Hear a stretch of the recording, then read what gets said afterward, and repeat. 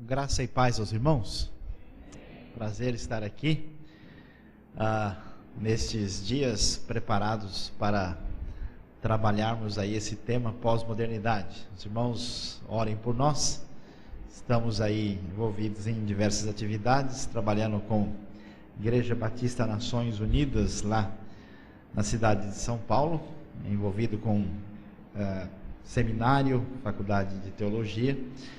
E também temos uma família que só tem 5 filhos, né? Raquel, Israel, Débora, Daniel e Miriam, esposa Célis.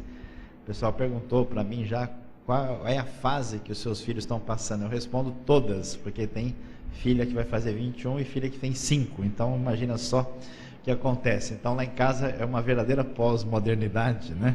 Com bastante gente lá e nossa família ali reunida em São Paulo.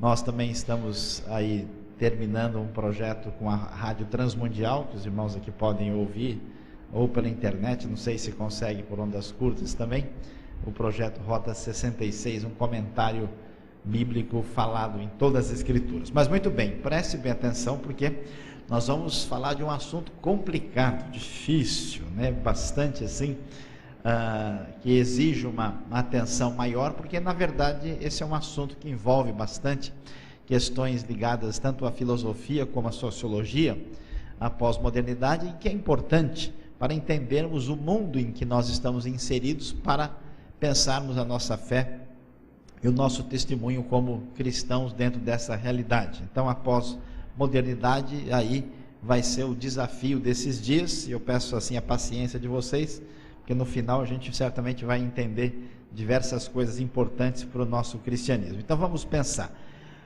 Em primeiro lugar, vamos entender o que é essa chamada pós-modernidade. A conceituação assim técnica dessa expressão, tanto quanto estranha, é que a pós-modernidade é o movimento da cultura que rejeita os valores da modernidade e vê com desconfiança os princípios racionais supostamente universais desenvolvidos na época do iluminismo. Ou seja, não entendi nada, vamos pensar de novo, né? Que negócio estranho é esse, né? Nós temos uma tendência nova no mundo, na cultura geral, que é uma tendência que começou mais ou menos uns 60, 70 anos, que significa uma mudança do jeito que a chamada mente moderna. A mente moderna é aquela mente alinhada com a ciência, alinhada com a razão, né, que entendia que a nossa cabeça era capaz de entender tudo que existe no mundo e explicar isso corretamente. A pós-modernidade diz que nada, nossa cabeça não é tão boa como a gente imaginava. Na verdade, o jeito de entender o mundo, a realidade, tudo que está à nossa volta, não é via razão, mas via outros elementos e valores. E por que essa questão é tão assim significativa? Necessariamente a gente precisa prestar atenção e entender o que acontece nesse processo do mundo pós-moderno. Nós temos alguns filósofos, alguns pensadores que são reconhecidamente chamados de pós-modernos. Entre eles nós temos aí alguns que merecem atenção. O primeiro é o senhor Friedrich Nietzsche, que está entre os precursores do mundo pós-moderno, questionando a objetividade do conhecimento. Que história estranha é essa, que um homem de nome mais estranho ainda está tentando sugerir para a gente? O que acontece é o seguinte: pensando do jeito que a gente era criado há muitos anos atrás, todo mundo achava que o que a gente via de verdade, e o que a gente falava sobre o que a gente via tinha a ver com o que a gente estava vendo. Pois é, o senhor Nietzsche vai dizer assim, não é bem verdade. Quando você fala, ali está uma cadeira, será que é verdade o que você disse? E o que esse homem tão estranho tentou sugerir? Ele disse o seguinte: em primeiro lugar, você olha para a cadeira, nem a cadeira toda você não enxerga direito. Todo mundo que olha para a cadeira, né, enxerga uma parte da cadeira. Alguns enxergam até menos do que uma parte da cadeira. Eu, por exemplo, quando eu estou sem óculos, não enxergo cadeira nenhuma, né? Eu gosto de brincar com o pessoal, quando eu estou de óculos eu pego o ônibus, quando eu estou sem óculos o ônibus me pega, então a coisa é bastante complicada. Então você olha para a cadeira, você vê uma parte, só vê ela parcialmente. Aí você então recebe essa percepção e cria uma imagem na cabeça, na mente. Agora, quem é que disse que a imagem que você tem da cadeira corresponde de fato ao objeto cadeira? Será que essa imagem veio da sua cabeça ou veio da cadeira? E Nietzsche vai dizer ainda um negócio mais complicado, ele vai dizer, olha, além disso a gente inventou uma palavra para se referir a essa imagem que a gente tem na cabeça.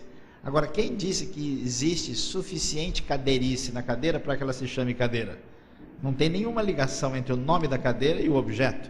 Então Nietzsche conclui o seguinte, olha, quando a gente fala sobre o mundo, isso é uma loucura total.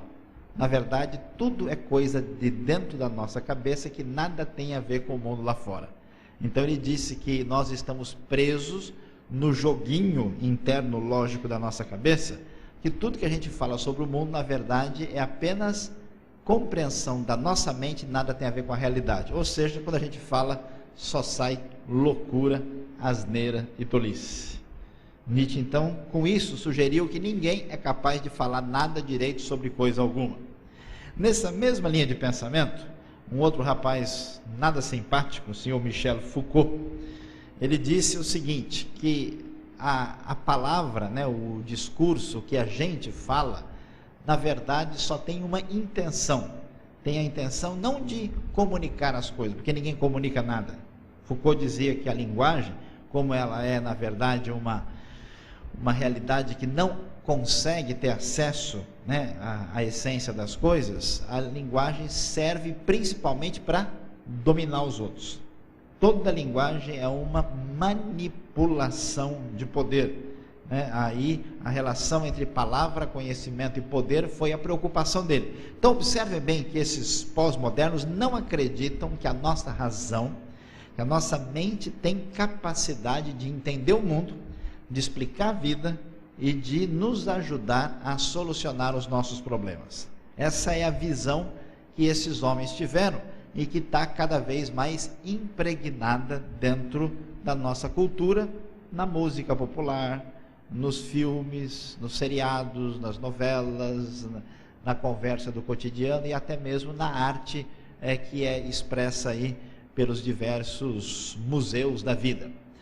Entre eles surge também um outro homem chamado Jacques Derrida, que discute os significados nos textos. Derrida deu atenção mais à análise de textos propriamente ditos, e ele desenvolveu uma perspectiva que é chamada de desconstrutivista, ou seja, que vai, em vez de edificar, de construir, de elaborar, ele vai tirando toda a base, todo o significado, simplesmente uma espécie de crítica exagerada à própria linguagem, chegando à conclusão que a gente não comunica absolutamente nada.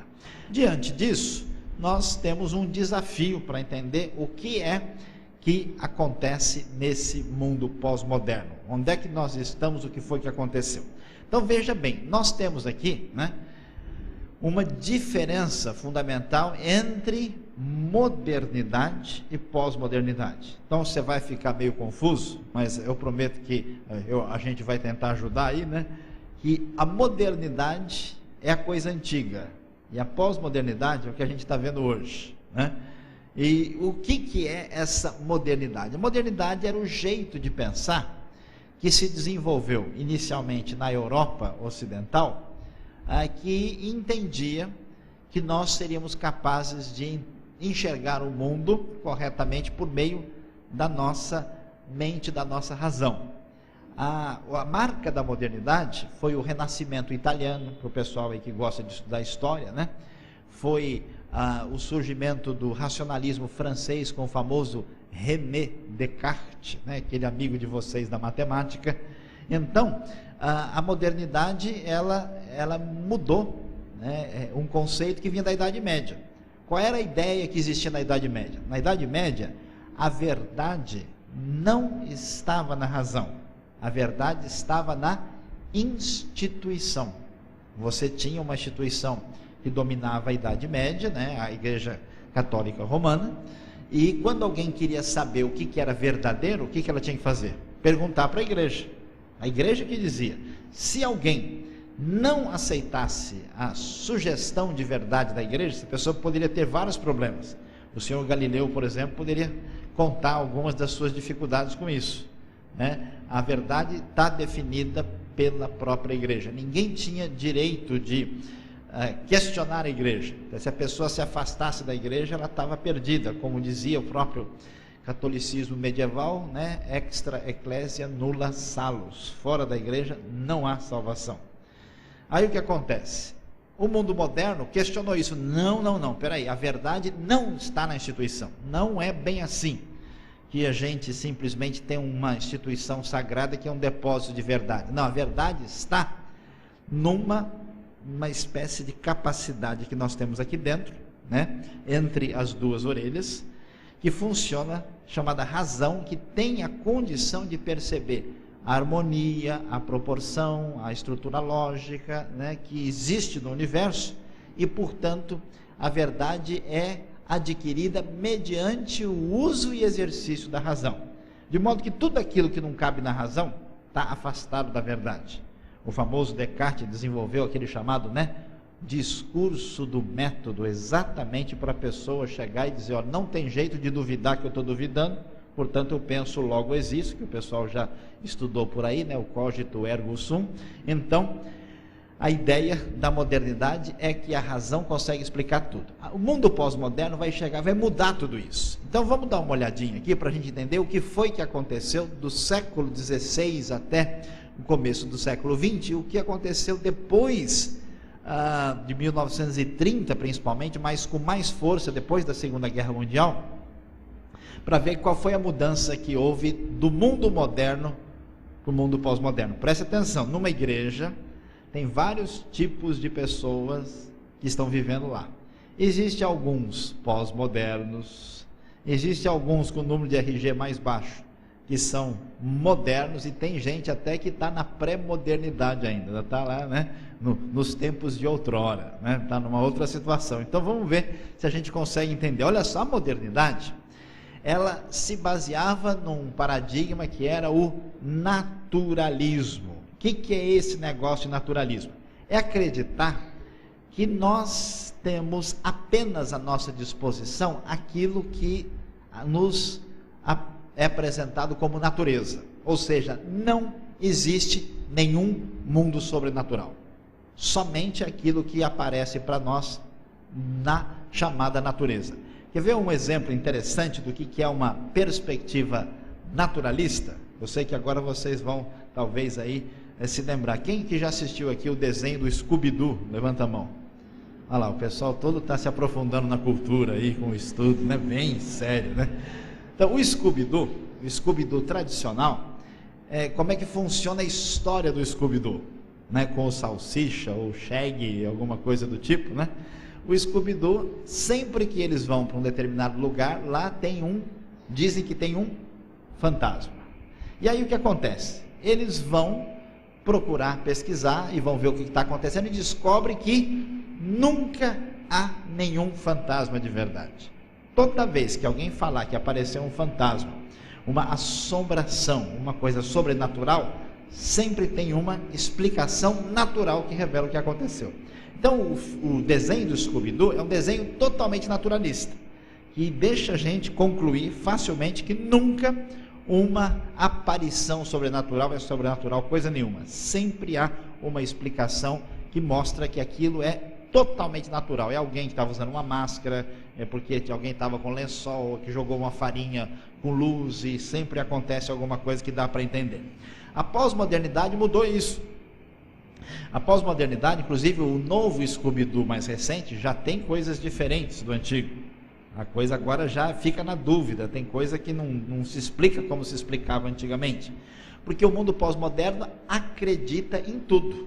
Ora, se você pegasse um dicionário escrito há 60 anos atrás, pegasse o verbete lá, astrologia, o dicionário dizia assim, ó, superstição praticamente extinta entre as pessoas de boa formação.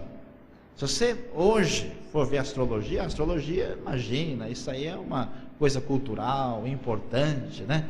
Hoje as pessoas, inclusive de boa formação, pelo menos assim chamadas, são pessoas que acreditam em tudo. O sujeito, por exemplo, acredita que pé de coelho